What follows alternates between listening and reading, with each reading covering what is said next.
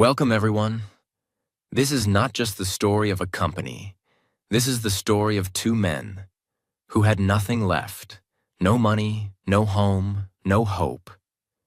But from the burnt ruins of World War II, they created something that changed the world. This is the real story of Sony, the brand that brought us the Walkman, the PlayStation, the first Japanese radio, and gave the world a new vision of Japan after war. But it's not just about business. This is a story about belief, about how an idea born in a broken building can become an empire that inspires generations. And you, yes, you, will not only feel inspired. You will learn powerful life lessons. You will learn how to never give up. And most importantly, you will improve your English in the most enjoyable way. So stay till the end of this journey, because this is not a boring business story. This is a movie, and now let's begin. Part 1. Bombs, Broken Buildings, and a Big Dream. The beginning of Sony. The year was 1945. The world had just ended the most brutal war in human history, World War II. And in Tokyo, Japan, everything was destroyed. Buildings were broken. Bombs had flattened cities. Millions of people had no homes, no food, no future. Among these people were two Japanese men. One was Masaru Ibuka, an engineer. The other was Akio Morita, a physicist. They didn't have much in common. But they had one thing that made them powerful: a dream. Masaru Ibuka was always curious. As a child, he loved opening machines, radios, clocks, not to break them, but to understand them. He believed, if something already exists, it can be made better. During the war, Ibuka had worked with electronics for the Japanese army. But after Japan lost the war, he lost everything. He had no job. His city was in ruins. His future? Unknown. But instead of crying, he picked up a few tools and started building something again. Inside a small room. Inside a damaged department store in Tokyo. That was the first spark of what would one day become Sony. That room was only 60 square meters, like a small kitchen. No fan, no heater, no windows. Just burnt bricks, broken chairs, and big dreams. Ibuka called it the Tokyo Tsushin Kenkyujo, Tokyo Telecommunications Research Institute. But let's be honest, it was just a broken room with a mad genius inside. And he started building things: radios, electrical devices, tools, machines. But he couldn't do it alone. Akio Morita was the opposite of Ibuka. Where Ibuka was quiet and technical, Morita was a visionary, a communicator, a leader. He came from a wealthy family of sake brewers. His father wanted him to run the family business, but Morita wanted more. He believed Japan could become a global symbol of innovation. He had read about Ibuka's little lab in a newspaper article. And when they met, they both knew instantly. We may be different, but together we are unstoppable. The war had just ended. Japan's economy was dead. People were hungry, homeless, hopeless. Nobody cared about electronics.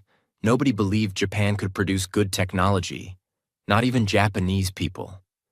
But Ibuka and Morita believed something dangerous. We will not follow the world. We will lead it. They wanted to create a company unlike anything Japan had seen. Not just to make money, but to give hope to the Japanese people. Yes, the first product this now billion-dollar company ever made was a rice cooker. And it was a total failure.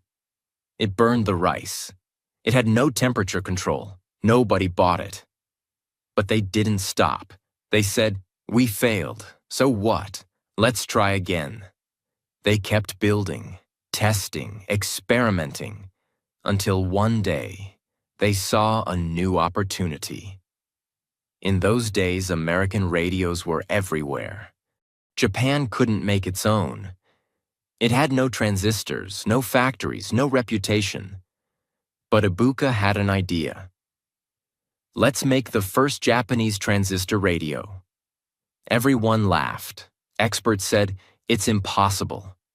The government said, we don't have the parts. America said, you can't copy our patents. But they didn't care. They worked day and night. They studied everything about radios. They used black market parts, broken pieces, leftover wires. They didn't sleep. They didn't eat properly. They were obsessed. And then, after months of sweat and struggle, they did it. They created Japan's first transistor radio. Now they had a product, but they needed a name. They didn't want a long Japanese name. They wanted something global, something easy to say, something short, something powerful. So they chose Sony. Sonus equals Latin for sound, plus Sonny equals young boy.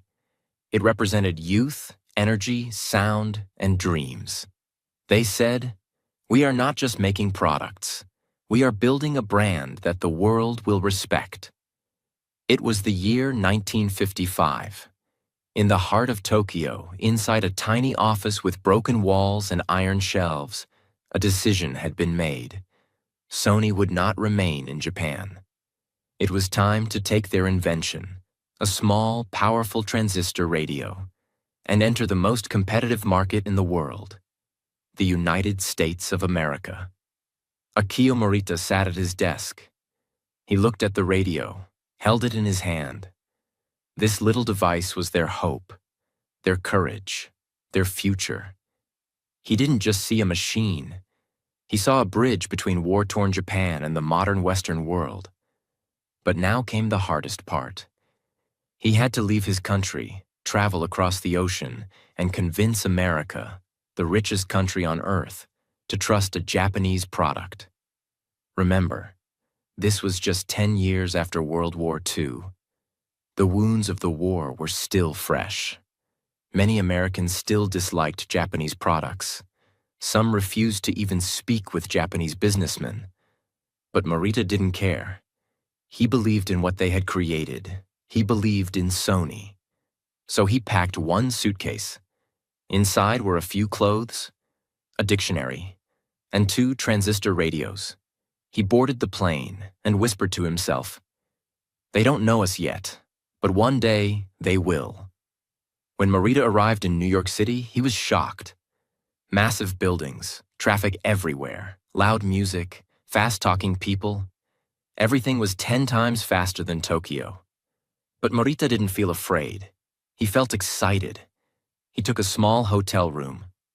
No luxury, no comfort, just a single bed, a desk, and a dream. From that room, he began his mission, to sell the Sony radio to America. Morita started walking from company to company. He had no contacts, no scheduled meetings, no interpreter, no translator. He spoke in broken English, often using hand gestures, drawing diagrams, and pointing at his radio. Sometimes people just stared at him. Some said, sorry, we're not interested. Others laughed. Japanese radio? That won't sell here. He was rejected again and again, but rejection didn't stop him. He had walked through rubble after the war. He had seen hunger, failure, poverty. So this was nothing. Each morning he woke up, put on his suit, polished his shoes, picked up the radio, and went out again. Morita noticed something. Many American radios were big, heavy, and expensive. Sony's radio was small, light, and portable. He changed his pitch. You can carry music in your pocket. Walk with it. Travel with it. It's for the young generation. That line caught attention, especially from teenagers and music lovers. They had never seen something like this before. After weeks of struggle, he got a small opportunity. A small electronics shop agreed to take 10 units of the radio, on trial. If they sold, they'd buy more.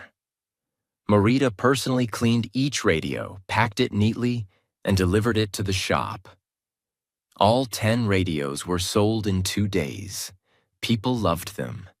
Young boys and girls came back asking, "Do you have more? I want one." The shop owner called Marita and said, "Give me 100 more." Soon after, a large American distributor noticed Sony's radio. They liked it. They wanted to sell it across America. But they had one condition.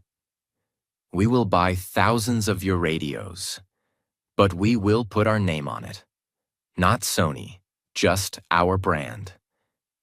To any other startup, this would sound like a dream deal. This was millions of dollars in future sales.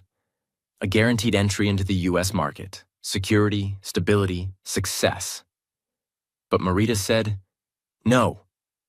Even though Sony was still small, even though they were desperate for money, he said, "Our name is everything. We don't just sell radios. We are building a brand that people will trust. If we remove our name today, no one will know us tomorrow." It was one of the boldest decisions in business history. And the American company, and impressed by his courage, agreed to keep the Sony name. Sony received their first large US order soon after, 100,000 transistor radios, worth over $2 million, shipped across America in waves. And guess what? They sold out in just a few months. Teenagers loved the size. Adults loved the price. Stores loved the profits. Suddenly, Sony became a name everyone wanted to know. Marita decided it was time. Sony would now have an office in the US. He rented a tiny room in New York City. One desk, one phone, one assistant. But it was Sony's first global step. He worked day and night, answering calls, managing orders, building relationships. Back in Tokyo, Masaru Ibuka handled production. He expanded their small factory, hired more workers, improved quality. Together, they built a bridge between Tokyo and New York, a connection that would help Sony grow from a startup to a global giant. But Morita wasn't satisfied. He said, "We must not become lazy. One good product is not enough. We must create something the world has never seen." Sony's engineers were challenged to do more. Better sound, smaller size, longer battery, new ideas. Part 2. They said it was useless. But it changed the world. The year was 1979. Sony was no longer just a small company. It was now a rising name across the globe. People were starting to say, "Have you heard of that Japanese brand?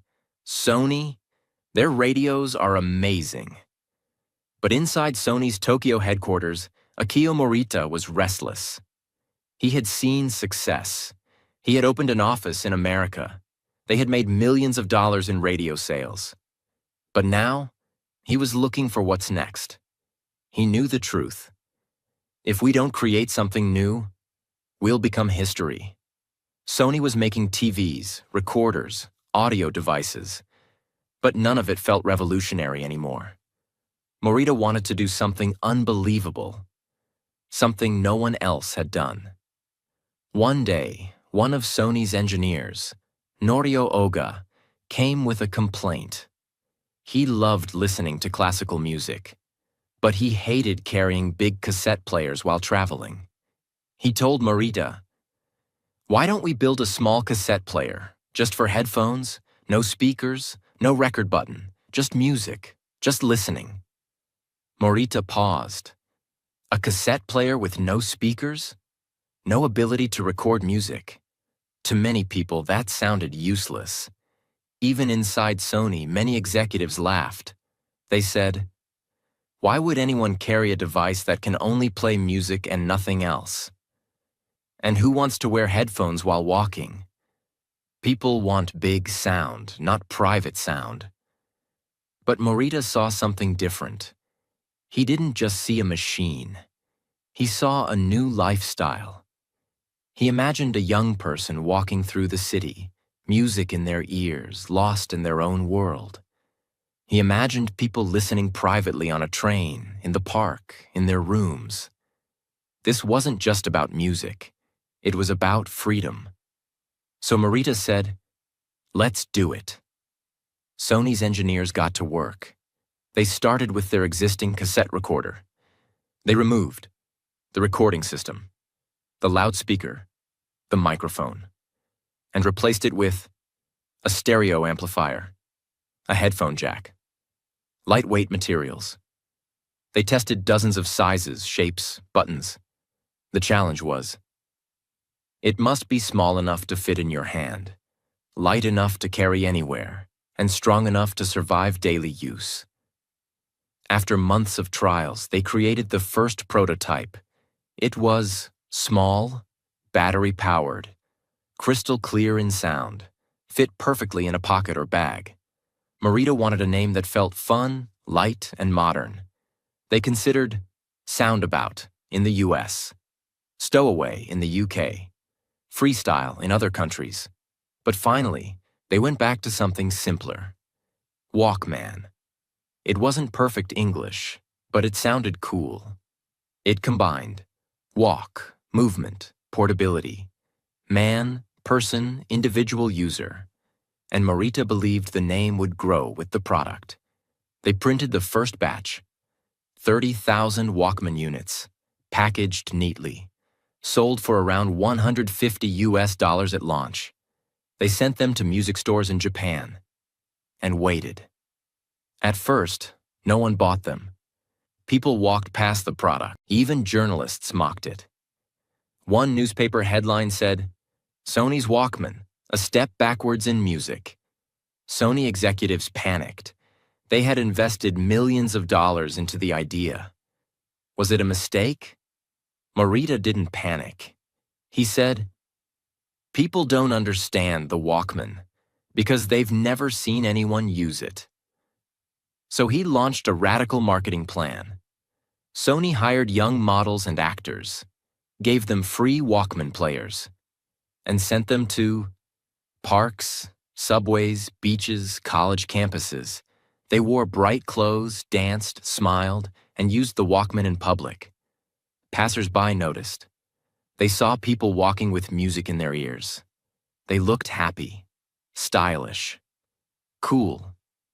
Suddenly, Walkman became a trend. People wanted to feel what these people were feeling. And within 2 months, Sony sold out all 30,000 Walkmans. Orders came from every direction: Europe, USA, Canada, Australia, Asia. Sony couldn't keep up with the demand. By the end of the first year, Sony had sold over 500,000 units. Within 5 years, they sold over 10 million Walkmans worldwide. Eventually, the number would grow to over 400 million Walkmans sold, generating billions of dollars in revenue. But more than money, Sony had done something no other company had done before. They had changed human behavior. Before the Walkman, music was shared in rooms, played on speakers. You couldn't listen privately. Music was for groups, not individuals. After the Walkman, people walked, jogged, traveled with music. Music became personal. Headphones became a fashion. The idea of my playlist, my world was born. Sony had invented personal music. Today, when you use Spotify, or put on earbuds, or create your own playlist, it all started with that one invention, the Walkman. Now, Sony wasn't just a company that made electronics. It was a brand that stood for innovation, independence, youth, culture, personal identity. People didn't just want Sony products. They wanted to be part of Sony's world. And Marita? He became a global icon. He was invited to business conferences, universities, innovation forums. People started calling him the Steve Jobs of Japan. Sony was flying high. The Walkman had changed the world. It was not just a product. It had become a symbol of culture. People walked with it, danced with it, lived with it. Sony had become a global brand, rich, respected, and rising. But Marita and the team were not resting. They had already changed the way people listened to music. Now they wanted to change the way people play. They wanted to enter a new battlefield, the world of video games. Why video games? In the early 1990s, gaming was becoming more than just a toy. Children loved it, teenagers were addicted, and a new industry was being born, one that would soon be worth billions of dollars. Companies like Nintendo and Sega were leading, but Sony had never made a video game console. Many inside the company thought it was too risky. They said, "We make music players and TVs. We don't belong in gaming." But one young engineer inside Sony didn't agree. His name was Ken Kutaragi. Ken was a quiet genius. He loved games, he loved technology, and most of all, he loved pushing limits. He watched his daughter play Nintendo games and thought to himself, what if we make something better? What if we make a gaming system so powerful that people feel like they're inside the game? At the time, he was just an engineer, not a leader, not a decision maker. But he had a dream, and he had an idea. Sony didn't want to jump into gaming alone, so they went to Nintendo, the king of the gaming world at the time, and together they made a deal. The plan was, Nintendo would make a new console. Sony would help build the CD-ROM system inside it. This would allow games to be played from discs, not cartridges. Sony would also make a version of their own called PlayStation. It seemed like the perfect partnership. They started working. They built prototypes. Millions of dollars were spent. Then came the big announcement day. 1991 Consumer Electronics Show. Sony executives arrived. They prepared the stage. They were ready to tell the world. Sony and Nintendo. Together we're creating the future of gaming. But what happened next was a brutal betrayal. Just hours before Sony's big reveal, Nintendo went on stage and announced something shocking. We are now partnering with Philips, not Sony, for our next console. Sony executives were sitting in the audience. Their jaws dropped. The company they trusted, worked with, built for, had cut them off publicly, without warning. It was not just a business betrayal. It was a slap in the face.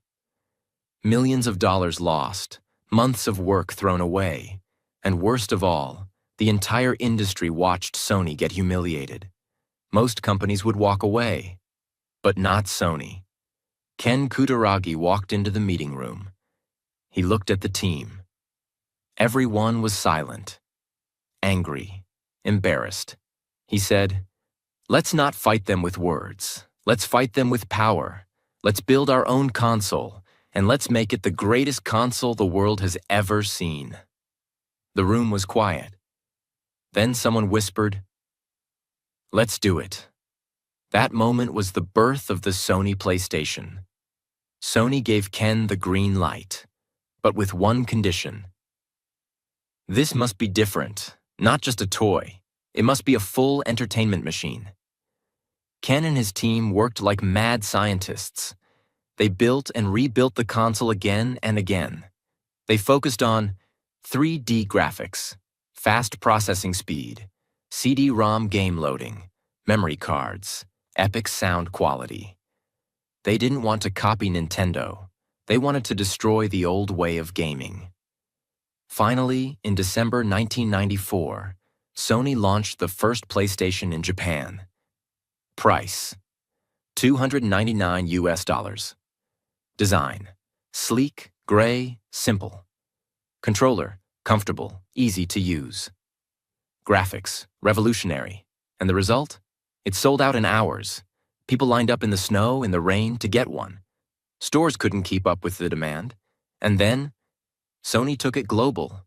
In 1995, PlayStation launched in North America, Europe, Australia.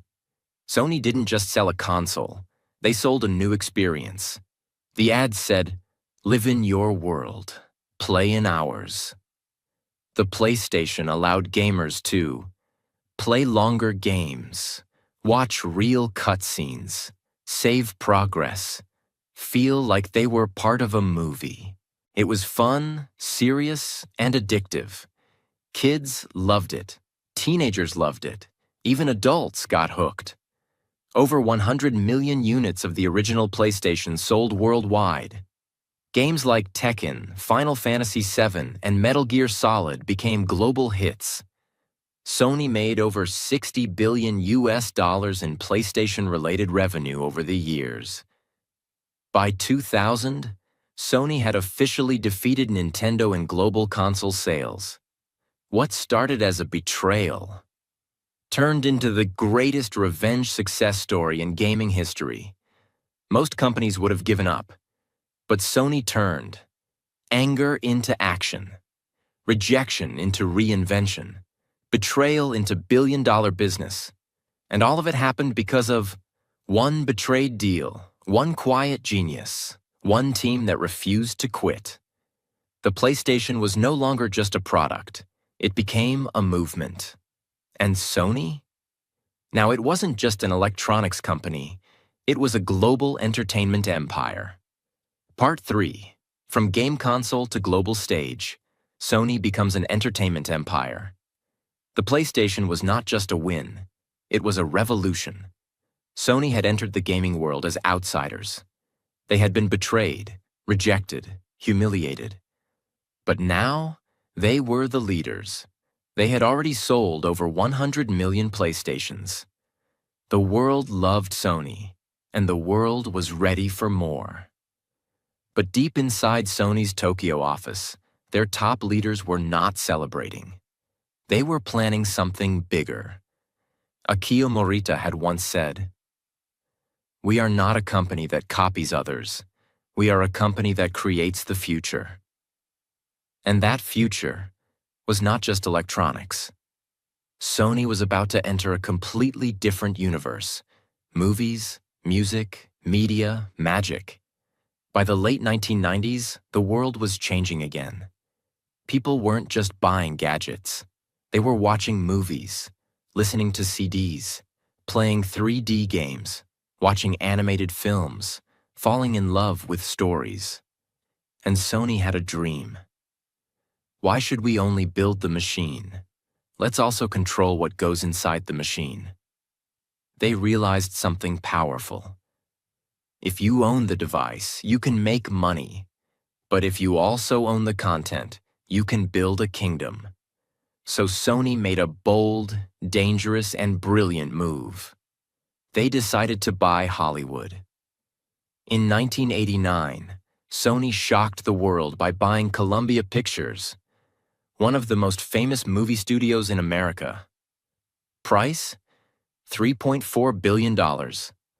The world laughed. Critics said, "Why is a Japanese electronics company buying a movie studio? They don't know Hollywood. They will fail."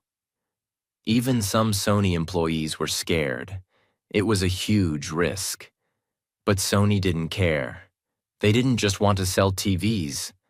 They wanted to create what people watched on those TVs. So they took control of Columbia and stepped into a world full of actors, directors, scriptwriters, awards, box office battles. Sony was now in the movie business. At first, Sony struggled. They made a few movies that failed. They lost millions. Hollywood laughed again. But Sony didn't quit. They learned. They adapted. They studied what people loved. And soon, they started producing blockbusters: Men in Black, Spider-Man, Jumanji, Bad Boys, The Karate Kid remake, The Da Vinci Code, The Equalizer. These films didn't just earn money. They became part of pop culture. They built emotional connections. They gave people heroes, stories, and dreams. By the mid-2000s, Sony Pictures had become one of the top 5 movie studios in the world. Their films earned billions of dollars at the global box office. But Sony didn't stop with movies. They moved even deeper into music. They already had a small music division. But now, they wanted to dominate. So they merged and grew into Sony Music Entertainment, one of the largest record labels in the world. And they signed some of the biggest artists in history: Michael Jackson, Beyoncé, Adele, Shakira, Justin Timberlake, Harry Styles, Miley Cyrus, Travis Scott, and many more. Sony was no longer just an electronics brand. They were now shaping the music people loved, the movies people watched, the games people played. They were building a world of emotion, one song, one story at a time. Imagine this. A person wakes up. They turn on their Sony TV, watch a Sony Pictures movie, play a song from Sony Music, pick up their Sony PlayStation controller. Game starts with a Sony soundtrack. Save progress on Sony memory card. Sony had done the impossible. They were now present in your eyes, your ears, your hands, your heart. And they weren't just selling products. They were crafting experiences. Even with all their success, Sony never became lazy. They kept experimenting. They built Blu-ray disc technology, high-definition TVs, professional cameras used in Hollywood, noise-canceling headphones, robotic dog Aibo, virtual reality PlayStation VR, smartphones with 4K screens. They also invested heavily in AI, robotics, and digital imaging. Sony believed, if people laugh at your idea today, they will thank you tomorrow. That mindset built their empire. By now, Sony had over 110,000 employees worldwide, offices in more than 180 countries, revenue of over $85 billion per year, multiple billion-dollar divisions, gaming, music, films, imaging, electronics. But more than numbers. Sony had built a name that meant creativity, quality, emotion, respect. And they did it not by copying others, but by leading, again and again. Sony's success didn't come from just machines. It came from their culture. Inside Sony, every employee is taught to think like an artist, work like an engineer, lead like an entrepreneur, care like a family member. They give their people freedom to experiment, permission to fail, opportunities to grow. It's not just a job, it's a mission to improve lives through creativity and technology. Now Sony is working on next-gen PlayStation 6, smart wearable music tech, film studios in new countries, global music talent expansion, virtual production for films, AI-driven sound and editing tools, gaming universes mixed with film and music. They're creating a future where one story can be a game, a movie, and a song, all at once, all powered by Sony. They are building worlds, not just products. Part 4. The legacy of Sony, built on courage, cracks, and a camera of dreams. Sony had now become something bigger than a company. They were a storyteller, a builder, a connector, a symbol. They had entered every part of the world and every part of the human heart, from the streets of Tokyo to the skyscrapers of New York, from the hands of children playing PlayStation to the ears of teenagers wearing headphones on buses, to the eyes of movie lovers crying in dark theaters. Sony was everywhere. But behind all the cameras, screens, music, and machines was a truth most people didn't see. And today, in this final chapter, you will see it. Sony's success was not made from shiny gadgets. It was built from broken floors, rejected ideas, burnt buildings, sleepless nights, empty bank accounts, and tears no one saw. Masaru Ibuka started alone in a burned-out department store, with only tools and belief. Akio Morita traveled to a country that hated his language and sold a dream through hand gestures. Ken Kutaragi got rejected, pushed aside, and laughed at, but built PlayStation with anger in his heart and fire in his soul. They didn't have luck, they didn't have comfort, they didn't have safety, but they had something more dangerous. They refused to stop. Sony's cameras didn't just capture pictures, they captured moments. Sony's games didn't just give fun, they gave escape. They gave courage. They gave another chance to the broken kid who felt like a loser. Sony's music wasn't just sound, it was healing.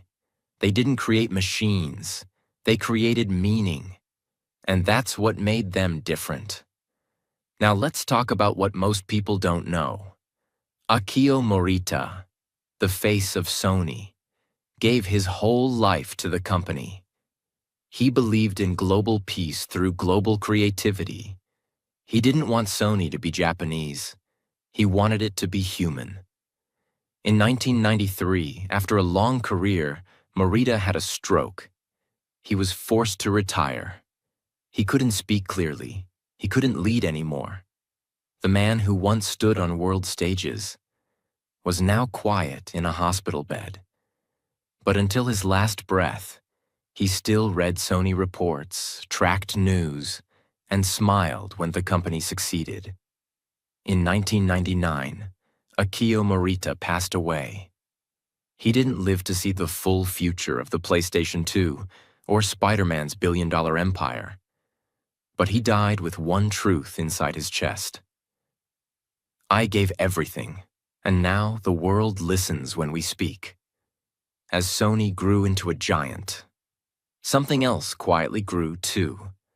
Pressure, competition, pain. In the 2010s, Apple, Samsung, and other giants began dominating the phone and gadget world. Sony's smartphone sales began to fall. They couldn't compete in the mobile wars. They shut down stores. They laid off employees. Some people started saying, Sony is not what it used to be. The same company that once changed music and movies was now losing ground in tech. It was painful. It was heartbreaking. Even loyal fans started to walk away. But Sony didn't quit. They went back to their roots. Sony began to refocus. They doubled down on PlayStation. They improved their cameras, now used in most iPhones. They pushed deeper into music and film. They invested in sensors, AI, and cinematic technology. They didn't try to beat the world in every category. They chose to own what they were born to own: emotion, vision, experience. And that brought them back to the top. Today, Sony is one of the top 5 biggest media companies in the world, makes over $90 billion every year, owns Sony Pictures, Sony Music, Sony Interactive Entertainment, PlayStation, sells to over 190 countries, creates movies, music, cameras, TVs, and world-class gaming experiences, is behind many songs you hear, games you play, and films you love. But more importantly, they are a symbol. Final life lessons from Sony's story. 1. You don't need everything to start. Sony started after war. They had no money, no building, no support, but they had a dream. And that was enough. 2. If they reject you, rebuild yourself. Sony was betrayed by Nintendo, but instead of crying, they created the PlayStation. That betrayal made them billionaires. 3. Never put your name down for money. Sony refused to sell their radio without the Sony name. That decision built a global brand. Always protect your name, your values, your vision. Nelias fail. Try again, then fly. Sony's first rice cooker failed. Their phones didn't succeed. Some movies flopped, but they always came back stronger. Failure is part of every success story. 5. Lead with emotion, not just machines. Sony didn't just build technology. They built experiences, music, games, and moments that made people feel alive. That's what made them different. 6. Protect your originality. Sony didn't copy, they created.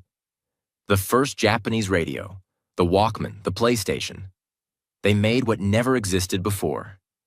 Do the same in your life. Annual revenue, over 90 billion US dollars. Market value, over 110 billion US dollars. PlayStation alone, worth 45 plus billion US dollars. Sony Music plus Sony Pictures, combined worth 25 plus billion US dollars. Total employees, more than 110,000 worldwide. From one burnt room to a company richer than 90% of the countries on Earth. Sony is not just a success story. It's a miracle made by belief. If Sony taught us one thing, it's that your start does not decide your finish. You can start in pain. You can start in silence. You can start with empty hands. But if your dream is strong, you can still reach the stars. So please, never give up. Protect your name. Do what others think is impossible. And build something that makes people feel something, just like Sony did.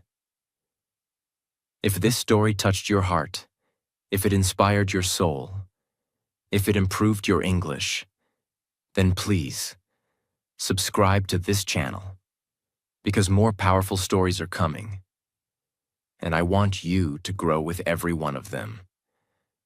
Comment below your favorite part of the Sony story.